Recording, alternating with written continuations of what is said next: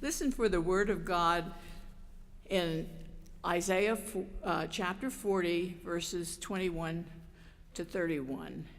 We will read today's scripture from the prophet Isaiah from the Complete Jewish Bible Translation.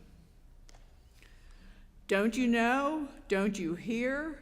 Haven't you been told from the start? Don't you understand how the earth is set up? He who sits above the circle of the earth, for whom its inhabitants appear like grasshoppers, stretches out the heavens like a curtain, spreads them out like a tent to live in. He reduces princes to nothing, and rulers of the earth to emptiness. Scarcely are they planted, scarcely sown, scarcely their stem taken root in the ground. When he blows on them, they dry up, and the whirlwind carries them off like straw. With whom then will you compare me? With whom am I equal? Asks the Holy One. Turn your eyes to the heavens. See who created these. He brings out the army of them in sequence, summoning each by name. Through his great might and his massive strength, not one of them is missing. Why do you complain, Jacob? Why do you say, Israel, my way is hidden from the Lord. My rights are ignored by my God.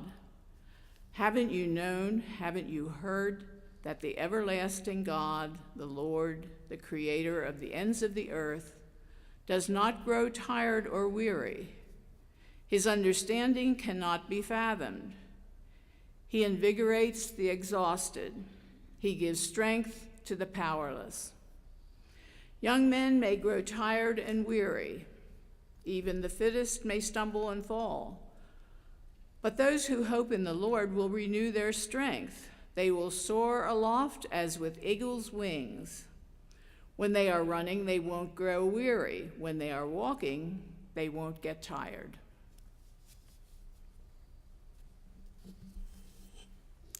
Holy wisdom, holy words. Thanks be to God. So today is our last Sunday on this poem, and so we have the end of the poem.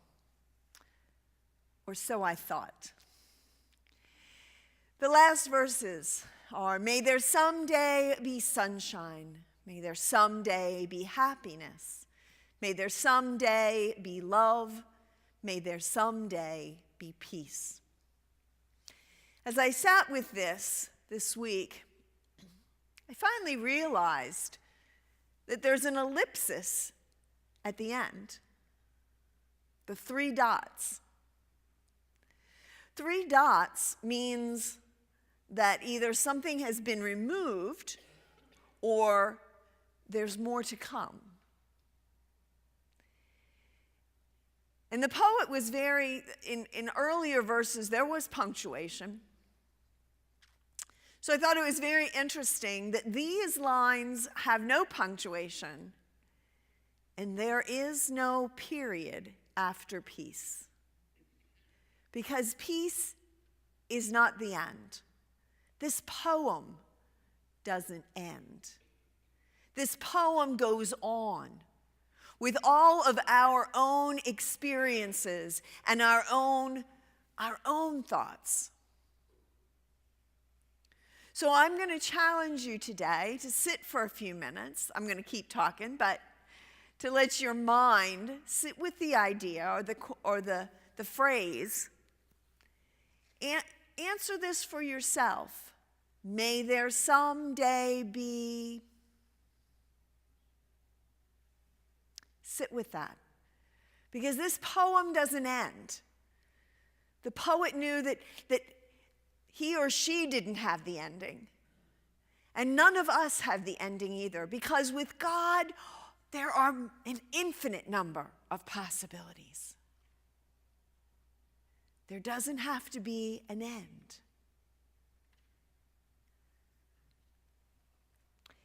As we think about that, I want to also name that today is Transfiguration Sunday.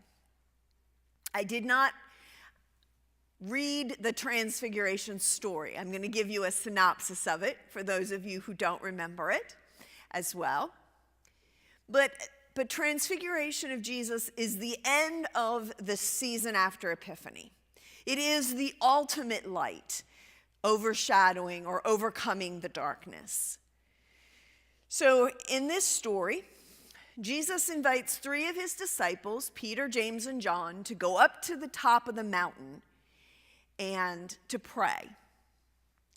And when they go there, Jesus, his physical appearance is transformed, transfigured, and he becomes like light.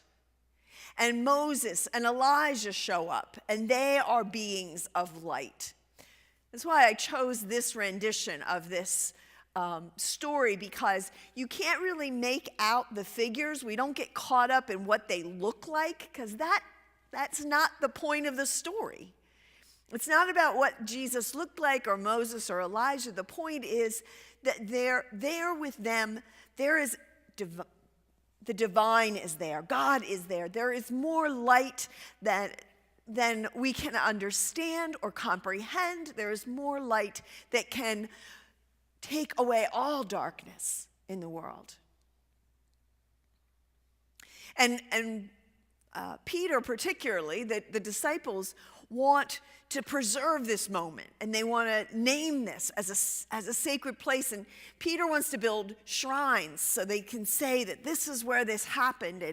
And Jesus says, no, it's not about that. It's about just knowing. It's about understanding the ultimate power and strength and hope that is within God. That's what this is about. Understanding who Jesus is, so that now they can go down. Jesus doesn't even let them stay at the top of the mountain for very long. There's work to be done. He's headed to Jerusalem next. And so they go right back down into the work. But we love those mountaintop experiences. And those of us who've been to a mountaintop know that that's holy or sacred ground when we're there, right?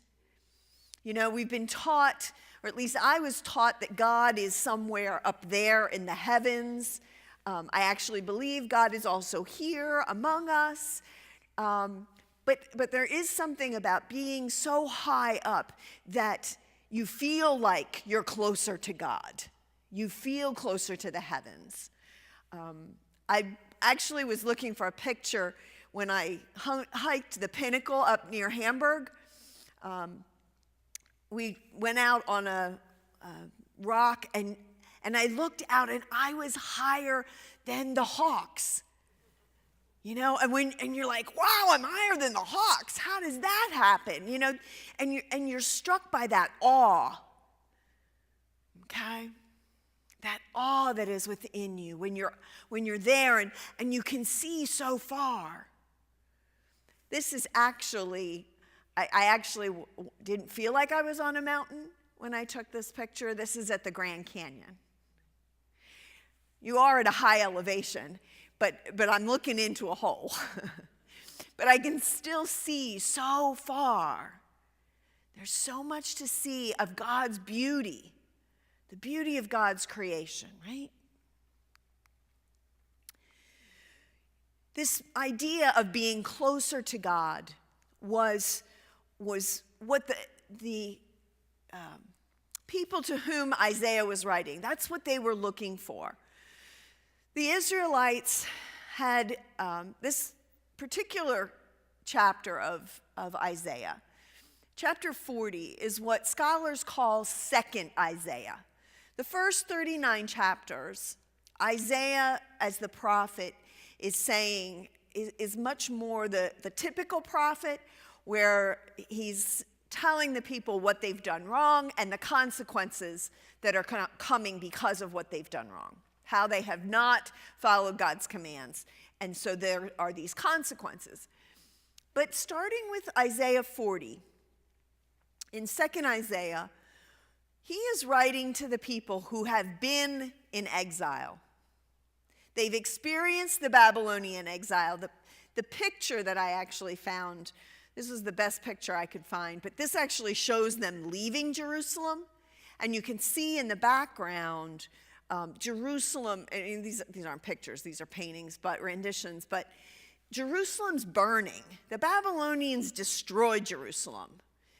And so when the people return in the 530s, when this chapter of Isaiah was written, believed to be written, they came back to their home and found it in rubble. The temple wasn't standing anymore. It was reduced to rock on the ground. And that's where they thought God was. And so they were looking for God. They needed to know that God was still around, that God still loved them, that God's strength was still there for them. And so we have this massive switch to a writer in Isaiah who gives encouragement and hope. Have you not heard? Have you not seen that this is the God who has created everything? The God that loves you and continues and will strengthen you. You will have the energy. You might not have the energy, but God will give you the energy that you need to do the work of God. Actually, there's parts of this Isaiah passage that sound like Job. The parts of, were you there when I created the heavens and the earth? It's this, turn your eyes to the heavens and look what all God has done. If God can do all of this, create the earth and everything in it and set it about to turn, then God can work in your life too. That God cares about you also. And so trying to get us out of our small thinking into much greater thought. And it ends with this verse, which is a favorite. This isn't the whole piece, but those who wait for the Lord shall renew their strength. They shall mount up with wings like eagles. This is the verse that are on eagle's wings that so many of us love to sing, that comes from this verse. We want to be the strong eagles who are out there soaring. And God's promise is that we will be that. Someday. Someday we'll be that. But when I looked at this I went back to this is part of the Hebrew Bible. So when we went back to the Hebrew, when we went to the Tanakh, which is it's an English version of the Hebrew Bible, it actually reads this way. They who trust in the Lord shall renew their strength as eagles grow new plumes. It's a little different. It suggests that rather than soaring with the eagles, we're molting, right? We have to lose some feathers before we can fly. And losing feathers is painful.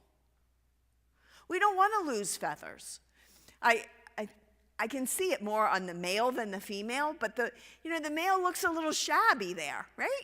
It looks like he hasn't had a very good day. He's got extra stuff going on there. But soon, the feathers that need to fall out or die will, and there will be new life.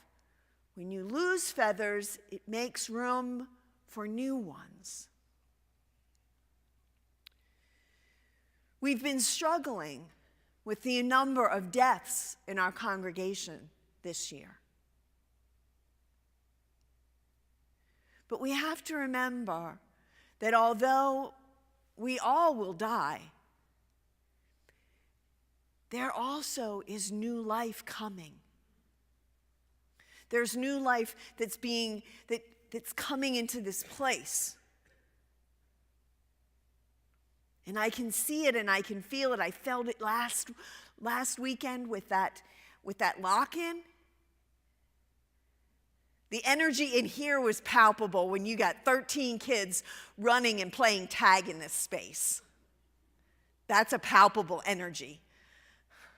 I couldn't believe that they could do that at 10:30 at night. And then they when they slowed down, I said, okay, let's go out and get a snack. I swear they ate like 4 Doritos and were doing laps in the hallway. I was like, how can you run sprints now? You know? But they had so much energy. There is energy.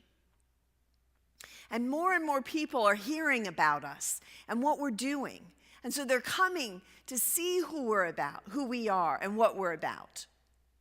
They're looking for the message that we've been preaching, that every child is a child of God, and that the church is meant to be about hope and love and compassion and mercy. So it doesn't matter who you are or where you are on life's journey. You are welcome here. That's our story. And now I'm going to share you a story. For those of you that did first service, you get a bonus. And somebody came up to me with a great metaphor from the first service, in between services. They told me this story about a little girl who had a glow stick. And her brother tried to get the glow stick away from her. And she kept running away and crying because she didn't want her brother to get the glow stick. And the little boy got it, and the mother found out, and the mother's like, no, give it back to her. It's her glow stick. And finally, the brother got it away from her again, and he broke it. And he said, but I had to take it because I had to break it so she could see the light that she really had. It wasn't until it broke that it started to glow. That's a powerful metaphor for us. That's a kid's story. That's a kid's sermon, but I think you all got it, right? Hopefully you'll remember that. Sometimes it is in our breaking that we begin to shine. And that's what this whole season has been about learning to build our light so that we can go out into the world and shine. Shine brighter than everyone else. That's how the church started. The church started because the people were obviously different than the rest of the culture. They were transformed. And that's what we want to be. We want to be those people that people say, wow, what's up with them? They're enjoying life in spite of being broken.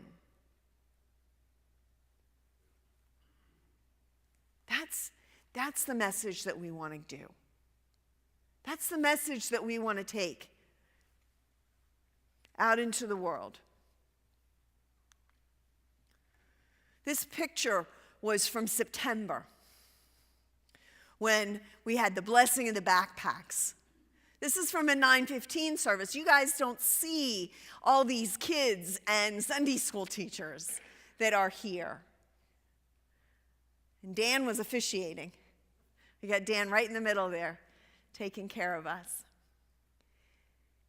There is energy and life here. Yes, we mourn the deaths and we grieve together, but we also celebrate. But we also need to recognize that the church is changing. That expectation that maybe we were brought up with, that you go to church every Sunday, that's not a realistic expectation anymore. For a young family, if they get here every 4 or 6 weeks, they feel very active in the church because their friends don't go to church at all. And so we have to change our our mentality towards it. You know, we can sit here right now and look around and say, well, we don't need to molt. Look at all, we got plenty of space to grow. Look at all the empty seats. And we can sit here and we can bemoan that. Or we can sit here and celebrate those who came today and say, we're glad you're here. We're glad that you made this a priority today. Even if you don't make it a priority next week. We're glad today, and we're going to celebrate today.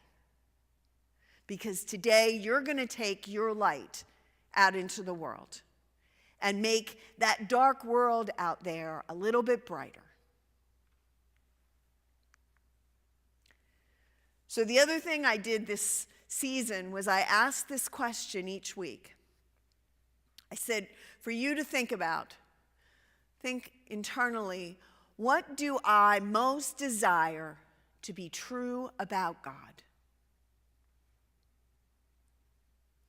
And Isaiah's message for you today is that God can be trusted. God is worthy of our trust. That's what I believe. I rely on that because I look for what God is doing. And when we look for what God's doing, we will see it. Thanks be to God.